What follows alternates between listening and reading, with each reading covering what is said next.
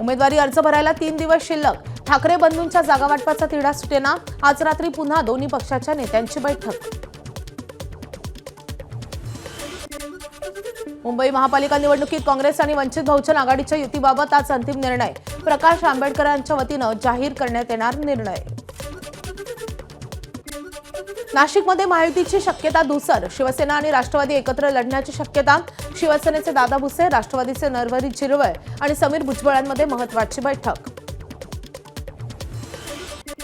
सांगली महापालिका निवडणुकीत भाजप शिवसेना युतीची चर्चा फिसकटल्याची चर्चा. आज भाजपची कोर कमिटीची टीम मुख्यमंत्र्यांची भेट घेणार आणि त्यानंतर भाजपची अंतिम यादी जाहीर होण्याची शक्यता. ठाण्यात भाजप आणि शिवसेना युतीची 3.5 तास बैठक. बैठकीत ठाण्यात भाजप आणि शिवसेनेमध्ये 33 प्रभागांपैकी 30 प्रभागांवर एकमत, तर 3 प्रभागातील जागांवर अजूनही वाद कायम. वरिष्ठ नेत्यांच्या बैठकीमध्ये आज निर्णय होणार. आज जागा वाटप जाहीर करून एबी फॉर्मचं वाटप होणार. सोलापूरच्या सांगोल्यातील विजयी सभेत शिवसेना नेते आणि माजी आमदार शहाजी बापू पाटील यांची तुफान फटकेबाजी. धनुष्यबाणाचं बटन दाबलेले सर्व जण नक्की स्वर्गात जाणार, शहाजी पाटलांचं वक्तव्य. बीड जिल्हा परिषद पंचायत समिती निवडणूक भाजप स्वबळावर लढणार. भंडारा जिल्हा परिषद पंचायत समिती निवडणुकीसाठी भाजपकडून कामाला सुरुवात. भाजपकडून इच्छुकांच्या भेटीगाठी आणि संवाद साधण्यासाठीचे सत्र सुरू.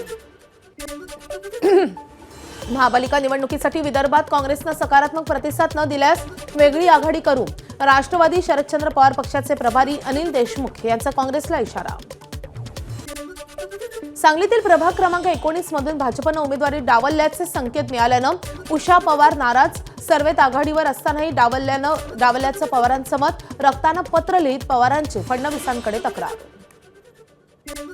वसई विरारमध्ये भाजपच्या माजी उपजिल्हाध्यक्ष सचिन राऊत यांचा ठाकरेंच्या शिवसेनेत प्रवेश. शिवसेना नेते विलास पोतनीस यांच्या उपस्थितीत पार पडलाय पक्षप्रवेश. नांदेडमध्ये काँग्रेसला मोठा धक्का. माजी महापौर शीला भवरे यांचा भाजपमध्ये प्रवेश. अशोक चव्हाण यांच्या उपस्थितीत पार पडलाय पक्षप्रवेश सोहळा. एबीपी माझा, उघडा डोळे बघा नीट.